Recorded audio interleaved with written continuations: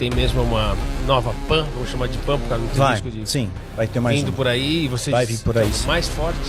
Muito mais forte, mais agressiva. Será que Daniel Mastral acertou mais uma vez? Durante muito tempo, ele se tornou uma verdadeira incógnita na mente de muita gente. Enquanto alguns afirmavam que Daniel Mastral era apenas um charlatão em busca de vender cursos e aparecer em podcasts, outros começaram a perceber que havia algo diferente em suas falas. E é aí que entra um ponto importante dessa história.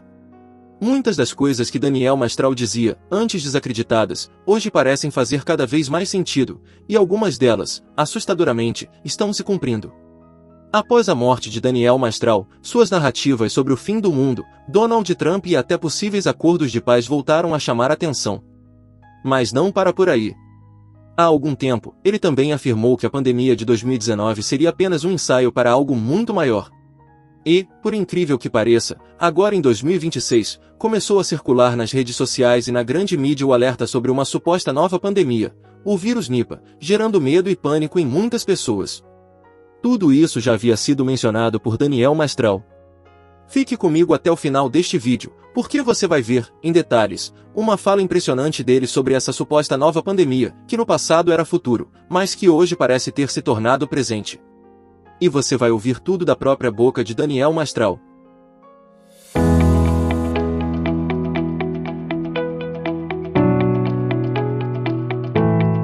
Muito mais forte, mais agressiva, com um contato mais rápido, né? Vai alastrar mais depressa.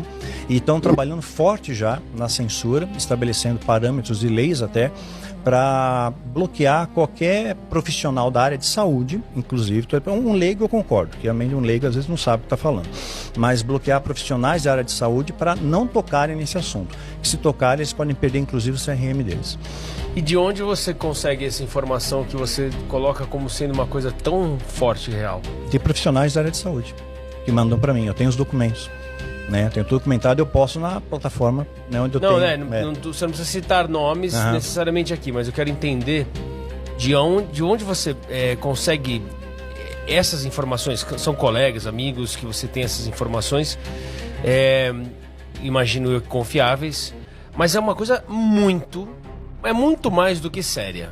Sim, é perturbador. É um caos, é uma coisa... Você está falando, acabamos de passar por uma pandemia agora, que foi, pelo amor de Deus, terrível, né? terrível. E aí, alega-se então agora que a gente vai ter uma nova, mais forte. Mais forte. Isso eu tenho filhos, você acabou de ter um filho. Sim. Aliás, parabéns. 4 meses amanhã. 4 meses amanhã. Liam. Beijão, Liam, família toda, Alissa, Mateu, esposa. Como é que você consegue, tendo essas informações, pensar no seu filho de 4 meses? Porque eu tenho fé. Né, acho que a fé é a força motriz de todas as coisas, né? A Bíblia diz: se você buscar em primeiro lugar o reino e a sua justiça, o mais lhe será acrescentado. Estar no centro da vontade de Deus é um local de calmaria. É difícil até de explicar. É como você está no centro de um ciclone, está um ciclone à sua volta, está tudo desabando, só que você não olha para o ciclone, eu olho para o centro da vontade de Deus. Aí é um local sem perturbação, é a paz que transcende o entendimento. Então eu sei que se qualquer coisa que aconteça no meu entorno, Deus vai me proteger, ou se Ele permitir acontecer, Ele vai ter um propósito naquilo e vai me trazer um ensinamento para a minha elevação. O biólogo Henrique, no podcast Inteligência Limitada, falou acerca desse vírus e a possível chegada dele no Brasil. Confira. Do vírus, então, o que está acontecendo? Eu tô caindo de paraquedas nessa, realmente. Olha, o vírus Nipah, né, infectou 5 profissionais de saúde no estado de Bengala Ocidental, na Índia, e colocou aeroportos de países asiáticos em ações preventivas semelhantes às adotadas durante a pandemia da Covid-19. Segundo a OMS, o Nipah está entre as 10 doenças prioritárias, junto já com a Covid-19, devido ao seu potencial para causar epidemias. A doença apresenta a taxa de mortalidade elevada de 40% a 75%, ainda não tem vacina, não tem tratamento, está sendo estudado. E agora há pouco eu li uma notícia que ela seria um vírus que foi contraído do morcego. Por isso acho muito importante Henrique estar aqui conversar com a gente, para a gente entender de fato o que está acontecendo. Os aeroportos já estão em alerta. Foi emitido agora há pouco, né, esse alerta dizendo que o mundo inteiro precisa começar a tomar as precauções, porque ele poderia sim ser uma epidemia ali como a Covid-19. E aí, Henrique, devemos nos preocupar? Devemos nos preocupar, e de novo o morcego, né? Qual que é a história? Então, devemos nos preocupar sempre. As zoonoses elas vão aumentar à medida que a globalização aumenta, à medida que o consumo humano aumenta, à medida que as florestas diminuem. É óbvio que as zoonoses tendem a aumentar. Sim, devemos nos preocupar. Por que morcego, né? A pergunta, por que morcego de novo? Gente, olha só. Os vírus, eles costumam ter uma certa dificuldade de mudar de organismos, tá? Porque senão você quebra um pouco o método de transmissão. E quando ele dá um salto evolutivo, ele consegue passar a linha de espécies e ser transmitido por espécies diferentes. Aí é que está o problema do morcego. Os morcegos, eles são mamíferos, então logicamente eles são mais próximos a gente do que você teria, por exemplo, o vírus de um réptil, né? Seria mais provável que você tivesse um vírus de um mamífero. Só que os morcegos, cara, eles voam. E por eles voarem, eles têm um corpo um pouco mais aquecido. Quando você, com febre, você está combatendo um organismo que está te infectando, por exemplo, né? A sua febre é para isso, a sua febre é para que você aqueça e, de certa forma, desnature as enzimas de um patógeno ou algo parecido e você consiga sobreviver. Ou seja, o seu corpo, ele meio que tenta te matar para tentar matar o seu aquilo que está te parasitando, entende? Mesmo que isso às vezes possa até matar você, que é o hospedeiro. Mas enfim, essa é a técnica que o seu corpo tem. Agora, os morcegos, eles ficam um pouco mais aquecidos, entende, Guilherme? E aí, porque voam? E se eles ficam mais aquecidos, eles por si só, por seleção natural, acabam selecionando vírus que aguentam a sua febrezinha, sabe? E não para por aí, porque os morcegos, muitos deles, né, têm o hábito de viver em cavernas. Não o morcego do Nipah, mas outros morcegos, quer dizer, até o morcego do Nipah também pode entrar em caverna, mas os morcegos, muitos deles gostam de ficar em cavernas. E aí você está falando de organismos de espécies diferentes. Lembra que eu falei que os vírus eles possuem uma certa dificuldade de passar de uma espécie para outra? Quando ele passa é porque ele deu um salto evolutivo. Agora, se ele já é selecionado a organismos que superaquecem, se ele já está no meio de um monte de outras espécies, onde vai passando de uma espécie para outra, a chance de passar para o humano aumenta bastante, por isso que você tem problemas com vírus, são potenciais, vírus produzidos que são selecionados por morcegos e talvez a própria Covid tenha vindo de lá, talvez, tá? A probabilidade é grande. E aí, dessa maneira, o Nipah, a gente sabe que é um vírus que vem oriundo desses morcegos, que o pessoal chamava antigamente de macroquirópteros, né? A classificação mudou um pouco, né? É o Inquiróptero e Anquiróptero. São aqueles morcegos frugívoros que têm umas asas grandonas, o morcego raposa. Eles não são comedores, não são sugadores de sangue, não. Eles são comedores de frutos. Eles comem frutos. E aí o que acontece? Você já tinha identificado o Nipah vírus em criação de porcos lá na Malásia. Por que isso acontecia? Porque o morcego, ele é um morcego frugívoro, ele come frutinha, então ele comia as frutinhas e a frutinha que caía com a saliva dele, que esse vírus é um vírus dos paramixovírus, que é do mesmo grupo do sarampo, e aí tem um perigo, me lembra de falar sobre isso depois. Esse vírus, ele é passado pelas secreções. Um pouco semelhante ao vírus da raiva, sabe? O porco vai lá, comia o fruto que foi mordido por esse morcego, se contaminava, e aí o ser humano se contaminava com esses porcos, com essas criações que estavam próximas aos morcegos. E aí, como a letalidade parece ser muito alta, esse vírus ele meio que fica contido, né? Se diminui a letalidade, ele se espalha mais. Se a letalidade é muito alta, ele se espalha menos. Isso é uma regra matemática. Então você tinha ali uma letalidade altíssima, o pessoal conseguiu isolar, porém, começou a aparecer isso, e a gente já conhece ele desde 1999, se não me engano. E agora a gente está encontrando ele na Índia. A gente já teve, se não me engano, 300 casos de óbito por conta desse vírus, e agora em Bangladesh, tem 2 locais na Índia, se não me engano, onde ocorreu isso, está isolado. Você teve um encontro sem ser porcos como intermediário, pessoas que provavelmente comeram frutas que foi mordida por esse morcego, se contaminaram, foram para o posto e do posto contaminaram os agentes de saúde. Então se descobriu que esse vírus agora ele tem o potencial de passar de humano para humano. Isso é um problema sério. Se ele passa de humano para humano, você pode sim ter um problema sério como você teve na Covid. Essa é uma realidade, ela existe. Tanto é que você tem a OMS muito preocupada com o que está acontecendo, estudando inclusive esse vírus. E não pensa que os países que lidam com guerra também não estão preocupados com isso não, porque isso é uma arma de guerra também, um potencial biológico, tá? A realidade seja dita. Então, existem estudos, a OMS está muito preocupada e tentando isolar, mas que existe potencialidade disso virar uma nova zoonose, ela existe, não vamos negar que não existe, existe. porém até o momento que a gente sabe está controlada. Agora eu quero lembrar o seguinte, aí agora falando sobre uma perspectiva apocalíptica, tá? Mas lembre-se, isso aqui é uma especulação.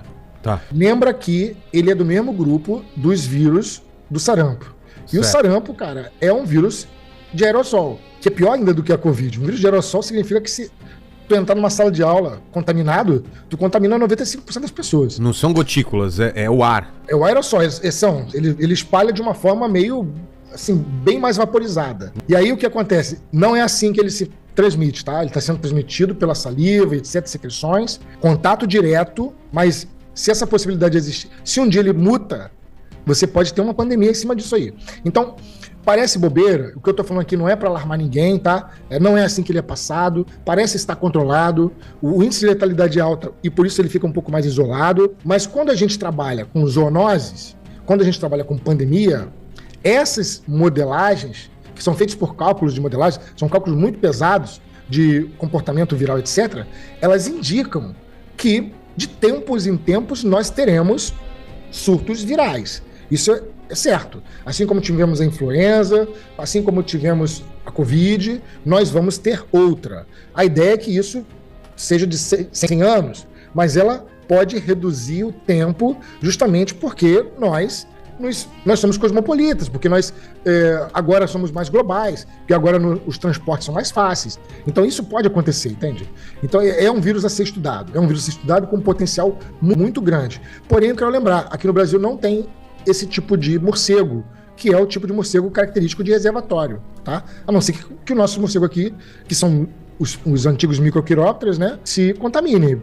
Que é uma possibilidade também, não vou negar. Mas até o momento, o reservatório são aqueles morcegos com cara de raposa. Ô, Henrique, só uma pergunta. Você falou que desde no final da década de 90, né, em Bangladesh, na Índia, já tinham descoberto.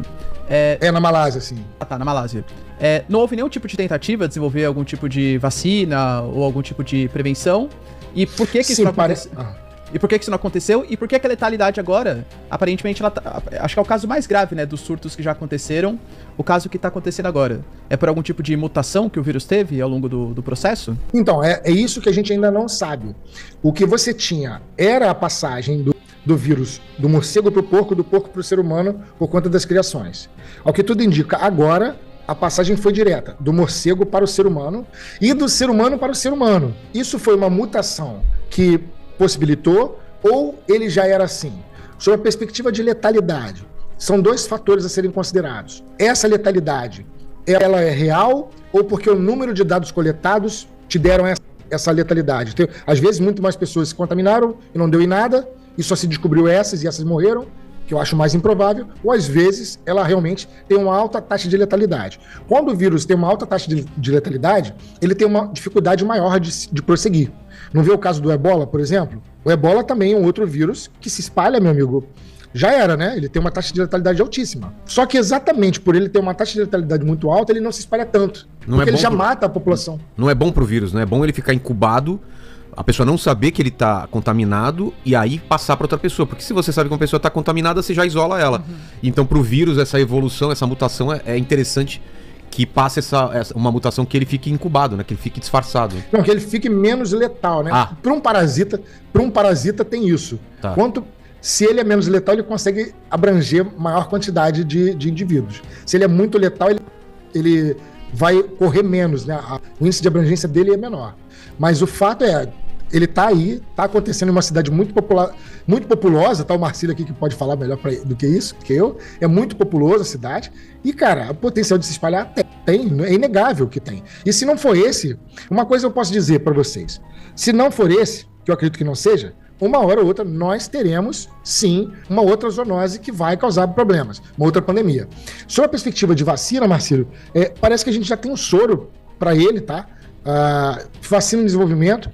Hoje não é mais tão difícil fazer a vacina como era antes, como você viu na própria Covid, a vacina foi feita muito rápido, a tecnologia se tem. Se você tem um vírus, a vacina ela pode ser muito rápido de fazer, inclusive as vacinas de RNA-M, né? E parece que os estudos estão bem avançados para ele aí. E soro, se não me engano, já tem dele. Ele vai ter, tem um detalhe aí. Os sintomas para o nipavírus eles são sintomas que no começo se parecem com sintomas da gripe, o que mascara muita coisa. Só que ele não é um vírus que ataca apenas vias respiratórias, ele ataca o sistema nervoso. E aí, atacando o sistema nervoso, é que tá o problema. Porque mesmo que você se cure, você vai ficar com sequelas graves. Sequelas graves, entende? Por isso que vai ser importante o uso do soro. Assim como o vírus da raiva, a vacina só não vai ser o suficiente. O soro também vai ter que ser aplicado. Pelo menos é o que tudo indica. As pessoas até disseram que estava repetindo a história do filme Contágio. Não sei se você viu isso, né? Sim, mas cara, vai acontecer, velho.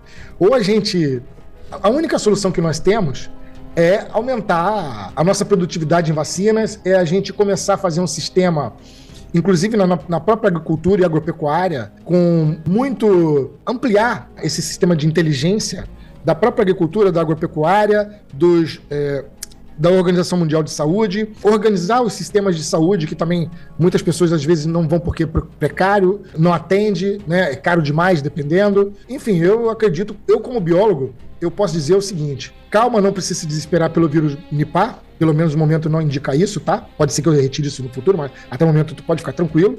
Mas que novas pandemias vão surgir, isso é fato. E... Putz, isso é uma coisa preocupante. Quem passou por aqueles 2 anos, né? Chegou a ser 2 anos. E acho que o que mais assusta, viu, Henrique, se você me permite, é que no começo a gente ouvia muito isso. Vai ter uma pandemia, vai acontecer. Não precisa se preocupar. Não, mas assim, olha, é uma coisa isolada, né? Tá lá, tá preso, parece que tá guardadinho ali naquele canto, não vai se espalhar pelo mundo. Aí quando eles lançaram um alerta agora há pouco, você fala, será mas que agora a história tá se repetindo? É pós-pandemia, né? Agora pelo menos o pessoal já tem um pé atrás, né? Tem coincidência até na data, né? Porque é depois do carnaval também, falou que depois do carnaval vai vir. Nossa, tem essa.